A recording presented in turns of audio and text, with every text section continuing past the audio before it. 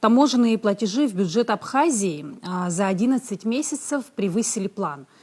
Получается, контрольный показатель выполнен на 129%. Как удалось этого достичь? Да, действительно, за 11 месяцев текущего года при плане 2 миллиарда 601 миллион доходную часть республиканского бюджета было начислено 3 миллиарда 343 миллиона рублей. План выполнен был, как вы сказали, на 129%. Сумма, которая сверх плана поступила, это 741 миллион рублей. Если смотреть, какие факторы способствовали этому, это вот положительная динамика в плане того, что мы усилили контроль на границе таможенной при перемещении товаров. Второе, это товарооборот увеличился. Ну и третье, это внесение изменений в таможенный тариф, который вступил в силу с 1 апреля 2023 года. Объем внешней торговли. Вот мы все знаем, что импорт превалирует над экспортом. Каковы основные объекты экспорта? За 11 месяцев 2023 года товарооборот в общем составил 44 миллиарда 402 миллиона рублей. Что в сравнении с показателями 2022 года больше на 8,4 миллиарда рублей. Рост на 23,5%. Экспорт составил 6,3 миллиарда рублей. По традиции основу экспорта занимает алкогольная продукция, это спиртное, объем экспорта которого составил 3 миллиарда 674 миллиона рублей. Рост составил 58%. Недрагоценные металлы, лом черных металлов, объем экспорта составил 147 миллионов рублей, рост на 50%. И текстильные изделия, объем экспорта составил 646 миллионов рублей, рост на 6%. Наверное, кто-то спросит, а текстиль откуда там, да? Вот у нас, не все, наверное, знают, в Гагрском районе, в поселке Цандрыпш работает фабрика, где шьют джинсы Gloria Jeans. Вот, это фирма Samsung. Они,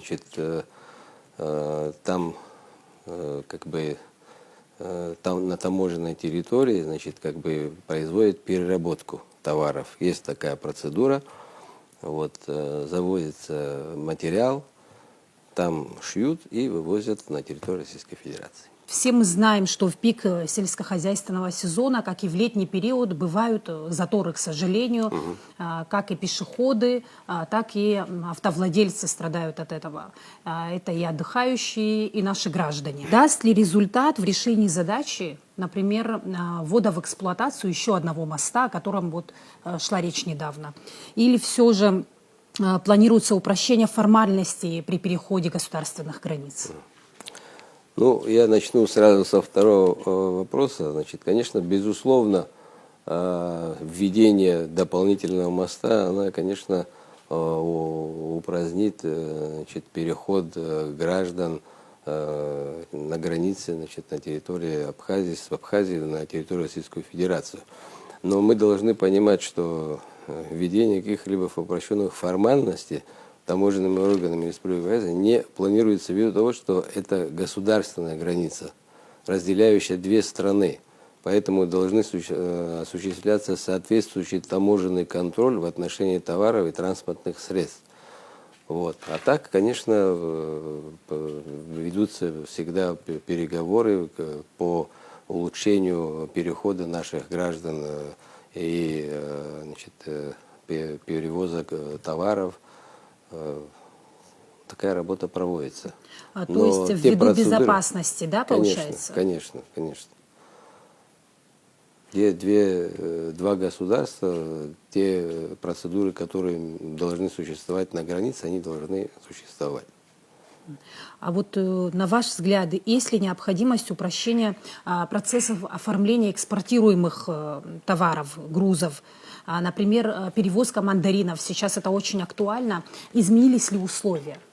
В преддверии цитрусового сезона мы всегда значит, встречаемся с участниками внешнеэкономической деятельности, наиболее крупными участниками внешнеэкономической деятельности, которые занимаются извозом цитрусовых. Значит, выслушиваем их чаяния, проблемы, вопросы, которые возникают у них при перевозке значит, цитрусовых на границе. После формируем все эти вопросы. С этими вопросами мы выходим на ежегодную нашу встречу с Федеральной таможенной службой, которую мы проводим. Иногда мы на стороне российской, иногда на нашей стороне. В частности, в этом году мы проводили такое совещание на территории Республики Абхазия. И все эти вопросы мы ставим перед ними. Ну, в основном вопросы исполняются, ну, что-то не получается. Ну вот, в частности, в этом году все те вопросы, которые мы поставили перед нашими коллегами с российской стороны, они практически все были выполнены. Вот, например, значит, был такой вопрос, нехватка там, значит, людей и прочее. Они выделили значит, до 30 должностных лиц на МАПАДЛЕР, как усиление значит, при работе. Дальше были дополнительные окна оформления открыты. Значит, усматривается вопрос при необходимости для большегрузных машин в часы пик, когда, если возникнет необходимость, открыть для них полосу движения, значит, чтобы они могли спокойно передвигаться. Насколько мне докладывают значит, мои коллеги, на сегодняшний день никаких проблем пока нет. Вот на сегодня вывезено уже более 10 тысяч тонн мандарин, вот, но пока проблем нет. То есть ситуация вот стабильно, спокойная, Ситуация, да? да, стабильная, как никогда. Там бывали случаи, вот, прошлые года, когда вот не находили общий язык и пограничники, и таможенники, я имею в виду на российской стороне. Значит, пограничники отдельно проверяли эти машины, потом таможенники начинали проверять. И вот это все время, вот и создавали пробки, время и прочее. Естественно, это было накладно, да, для перевозчиков. А в этом году, как никогда, это все сработано, и они совместно все это выполняют, и все четко проходит. Ну, то есть слаженная работа, она Да. вот дает результаты, да, получается? Дает свои такие. плоды. А вот поговорим о нарушениях на границе. Наркотики. Вот можно контролировать ли этот поток? И нужны ли какие-то новые, более технологичные и цифровые возможности? Наркотики, конечно, это злободневная тема. Конечно, где есть граница, она всегда присутствует. Хочу вам сказать, что в Государственном таможенном комитете за все ее существование, вот Абхазская таможенная служба, она существует 30 лет, в прошлом году мы праздновали. Не было таких фактов, чтобы они выявляли наркотики. Вот за последние 3 года, значит, вот я могу смело вам сказать, было 30 фактов выявлено на границе прямо. Это именно работниками таможенных органов. И возбуждено 30 уголовных дел. За ввоз, да, получается? За ввоз, это значит нелегально ввозили наркотики в Республику Абхазия. Вот. И, естественно, это кропотливая, тяжелая работа. Вот в нашем случае, например, там, в СГБ, в МВД им проще, потому что у них другая специфика работы. А люди, которые не привыкли к этому, не приспособлены были к этому, и я вам скажу, уже у них у самих даже интерес появился, ими даже самим интересно вот такая работа оперативная. И вот наши службы, они начали выявлять вот такие преступления.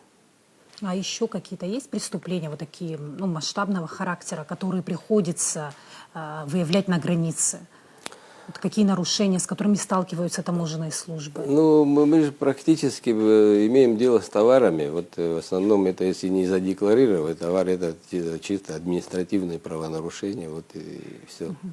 Ну вот мы говорили про наркотики. Ну, наверное, наркотики сложнее всего вычислить, но если говорить о майнингах, это же габаритный товар, габаритный груз.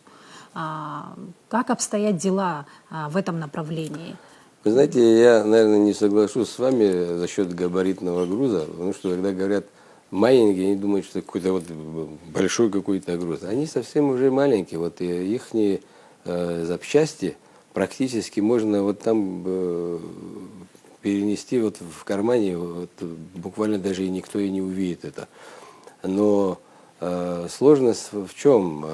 Вот эти сейчас, которые майнинги, да, вот они небольших размеров. Вот буквально могу как пример привести. Вот недавно 2 майнинга изъяли в машине, в легковой, где грудного ребенка везли, вот его вещи лежат, его положили сверх вещей и под вещами положили вот эти майнинги. Они маленькие, небольшие.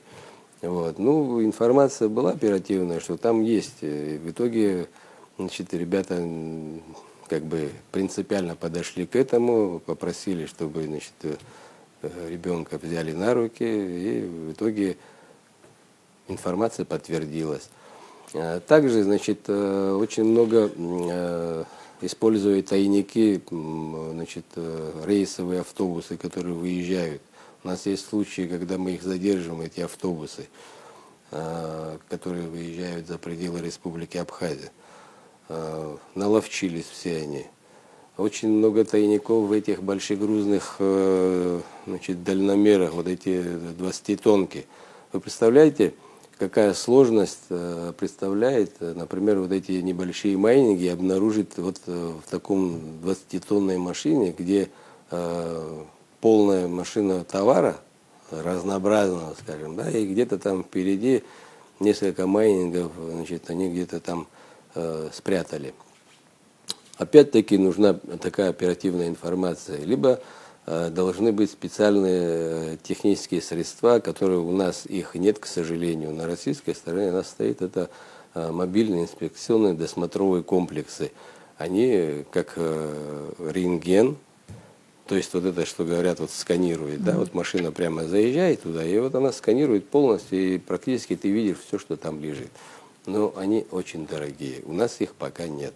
И пока нам приходится дедовским методом тыка вот работать и выявлять, значит, вот эти майнинги.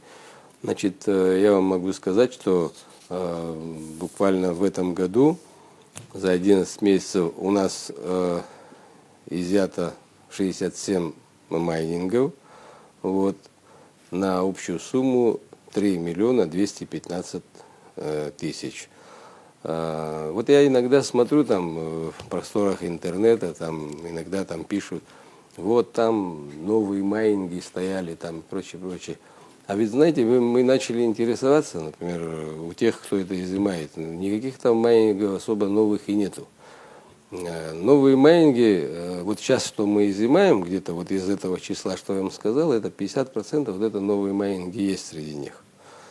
Вот.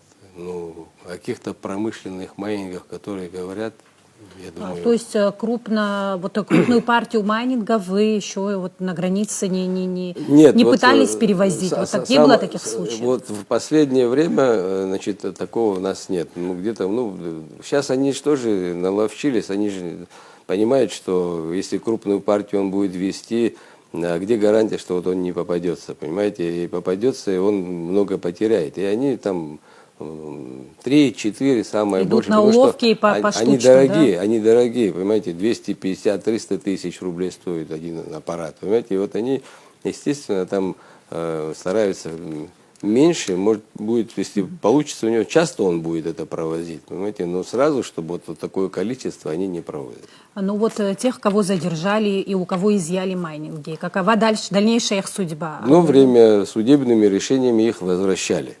Прямо хозяевам возвращали даже. Мы возмущаться начали. Верховный главнокомандующий дал указание никому не возвращать. И мы с удовольствием это делаем, исполняем, не возвращаем. Вот, и практически сегодня то, что попадается, практически они все на складах у нас складируются, и мы против всего этого. А владельцы штрафуются? А владельцы штрафуются, естественно, значит, если сумма там превышает 250 тысяч рублей, она возбуждается уголовное дело, мы материалы посылаем по подследственности там, в прокуратуру. А до 250 тысяч рублей чисто там как бы административное правонарушение, там штрафу подлежит. Естественно, это конфисковывается. А вот на восточной границе Абхазии как обстоят дела сейчас? Переход граждан остается в том же формате, вот как раньше было, или какие-то есть изменения? Ну, значит, на восточной границе Абхазии у нас в соответствии с распоряжением президента Республики Абхазия за номером 168 перемещение товаров с территории Грузии на территорию Республики Абхазия запрещено за исключением случаев ввоза международными гуманитарными организациями. Второе, перемещение грузов для нужд Ингургес и перемещение физическими лицами товаров для личного пользования в ручной клади. Вот, от 20 килограмм они могут с собой проносить. Ну, а там какие вот нарушения бывают на восточной границе? Вот больше, Ну, вот чем я вам сталкивались? скажу, там, значит, контрабанда все время, все эти послевоенные годы, она промышляла там. Вот. Мы, естественно, пытаемся бороться с этим злом. Но, естественно, не всегда граница, она большая, не всегда это получается. Но учитывая, значит, чаяние людей, значит, просьбы и прочее в сезон, иногда приходят там, всегда просят там вот виноград хотят провести там или там кукурузу там как пассивные там и прочее. Ну, естественно, иногда мы как бы идем навстречу, там, ну, решили вот эти товары вот оформлять, узаконить, декларировать.